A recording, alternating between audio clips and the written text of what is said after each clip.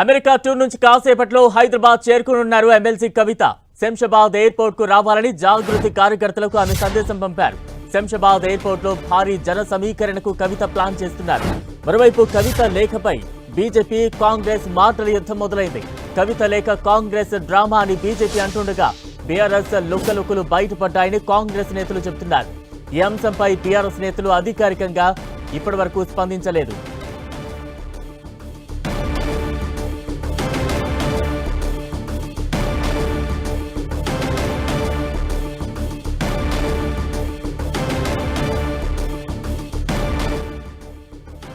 మరికొద్దిసేపట్లో MLC కవిత Shamshabad airport కు చేరుకునున్నారు.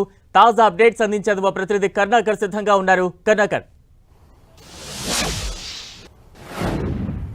బలరాం, మరి కాసేపట్లో బీఆర్ఎస్ ఎమ్మెల్సీ కవిత అమెరికా నుంచి హైదరాబాద్ చేరుకోబోతున్నారు. మనం చూస్తున్నాం, నిన్నటి నుంచి కూడా మాజీ ముఖ్యమంత్రి బీఆర్ఎస్ అధినేత కేసీఆర్ ఆయన కూతురు ఎమ్మెల్సీ కవిత రాసిన లేఖ రాజకీయాల్లో కొంత దుమారం రేపుతోంది. బీఆర్ఎస్ పార్టీలో కలకలం రేపుతోంది. ఈ యొక్క ఎపిసోడ్కు మరి కాసేపట్లో కొంత ఉత్కంఠకు తెరపడే అవకాశం కనిపిస్తుంది. ఎందుకంటే ఈ లేఖ కేసీఆర్కు కవితే లేఖ రాసిందా, లేకపోతే బీఆర్ఎస్ కానీ లేకపోతే బీజేపీ కానీ కాంగ్రెస్ బీజేపీ ఆరోపిస్తోంది. ముఖ్యమంత్రి రేవంత్ రెడ్డి ఈ డ్రామా ఆడుతున్నారు. ముఖ్యమంత్రి రేవంత్ రెడ్డి కవిత చేత ఈ లేఖ రాసించారని చెప్పి పెద్ద ఎత్తున బీజేపీ ఆరోపిస్తున్న పరిస్థితిని మనం చూస్తున్నాం. కాబట్టి మరి కాసేపట్లో కవిత హైదరాబాద్కు చేరుకుంటారు. సరిగ్గా 7:30కు ఆమె శంషాబాద్ ఎయిర్పోర్ట్ అమెరికా నుంచి చేరుకుంటారు. కాబట్టి కవిత అక్కడే మీడియాతో మాట్లాడే అవకాశం కనిపిస్తుంది. కవిత భారీ జన సమీకరణ కూడా ప్రయత్నాలు చేస్తున్నట్టు తెలుస్తోంది. ఈరోజు ఉదయం నుంచి కూడా జాగృతి కార్యకర్తలు నేతలందరూ కూడా సందేశాలు వెళ్తున్నాయి. కవిత అమెరికా నుంచి శంషాబాద్ ఎయిర్పోర్ట్కి వచ్చే సమయానికి పూర్తి స్థాయిలో అందరూ శంషాబాద్ ఎయిర్పోర్ట్కు రావాలని చెప్పి ఇప్పటికే సందేశాలు వెళ్ళాయి. కాబట్టి భారీ ఎత్తున శంషాబాద్ ఎయిర్పోర్ట్కు తెలంగాణ జాగృతి కార్యకర్తలు నేతలంతా కూడా చేరుకుంటున్న పరిస్థితి మనం చూస్తాం. అక్కడే మీడియాతో కవిత మాట్లాడే అవకాశం కనిపిస్తుంది. కవిత చూసాం మనం నిన్న, అంటే బీఆర్ఎస్ వరంగల్ బహిరంగ సభ తర్వాత ఈ నెల 2వ తారీఖు కవిత మాజీ ముఖ్యమంత్రి కేసీఆర్కు లేఖ రాసినట్టుగా తెలుస్తుంది. ఆ లేఖలో చాలా అంశాలను ప్రస్తావించారు. అందులో ప్రధానంగా 8 అంశాలు సానుకూలంగా ఉంటే 17 అంశాలు కేసీఆర్ను ప్రశ్నిస్తున్నట్టు, కేసీఆర్ యొక్క వైఖరిని సందేహిస్తున్నట్టు కవిత లేఖలో పలు అంశాలు ప్రస్తావించిన పరిస్థితి మనం చూస్తున్నాం.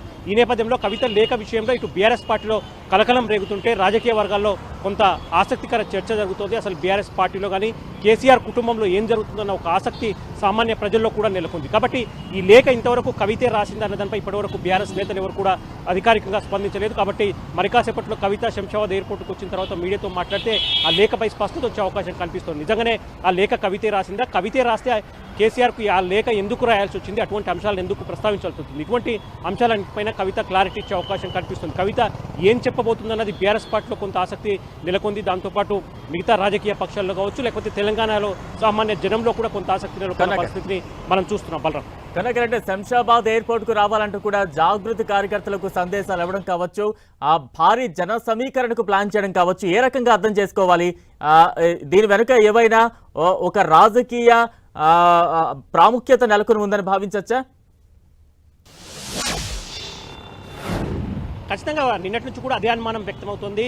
ఎందుకంటే తండ్రి కేసీఆర్కు కవిత లేఖ వేసినప్పటి నుంచి కూడా అసలు కవిత ఉద్దేశం ఏమై ఉంటుంది, కవిత ఏం చేయబోతుంది, ఆమె భవిష్యత్తు కార్యాచరణ ఏ విధంగా ఉండబోతోంది అన్న దానిపై పెద్ద ఎత్తున బీఆర్ఎస్ పార్టీలో కూడా సందేహాలు తలెత్తున్నాయి. మిగతా రాజకీయ పార్టీలో కూడా కొంత ఆసక్తి నెలకొన్న పరిస్థితిని మనం చూస్తున్నాం. కవిత ఈరోజు శంషాబాద్ ఎయిర్పోర్టుకు అమెరికా పర్యటన ముగించుకొని వస్తున్న నేపథ్యంలో శంషాబాద్ ఎయిర్పోర్టుకు రావాలని చెప్పి పెద్ద ఎత్తున తెలంగాణ జాగృతి నేతలకు కార్యకర్తలకు సందేశాలు వెళ్ళాయి. వాళ్ళంతా కూడా శంషాబాద్ ఎయిర్పోర్టుకు చేరుకుంటున్న పరిస్థితిని మనం చూస్తున్నాం. కవిత ఏం చేయబోతుంది, తన రాజకీయ భవిష్యత్తుపై ముందు లేఖ ఎందుకు రాశారు, లేఖ ఆమె రాసిందా, రాస్తే ఎందుకు రాశారన్న దానిపై క్లారిటీ ఇవ్వడంతో పాటు తన రాజకీయ భవితవ్యంపై కూడా కవిత ఒక ప్రకటన చేసే అవకాశం ఉందని చెప్పి తెలంగాణ జాగృతి నేతలంతా కూడా ఆలోచిస్తున్న పరిస్థితిని మనం చూస్తున్నాం. కాబట్టి కవిత ఏం చేయబోతుంది, బీఆర్ఎస్ పార్టీ నుంచి ఆమె బయటికి వెళ్ళబోతుందా, బయటికి వెళ్తే గనక కొత్త రాజకీయ పార్టీపై అడుగులు వేస్తుందా, ఇటువంటి అంశాలన్నీ కూడా కవిత క్లారిటీ ఇచ్చే అవకాశం కనిపిస్తుంది. మొత్తం మీద కవిత ఏం చేయబోతుంది, కవిత లేఖ ఎందుకు రాసింది, లేఖలో అటువంటి అంశాలు ఎందుకు ప్రస్తావించింది, కవిత ఇక ముందు ఏం చేయబోతుంది, కొత్త రాజకీయ పార్టీ పెడుతుందా అన్న దానిపై పూర్తి స్థాయిలో మనకు మరి కాసేపట్లో కొంత క్లారిటీ వచ్చే అవకాశం మాత్రం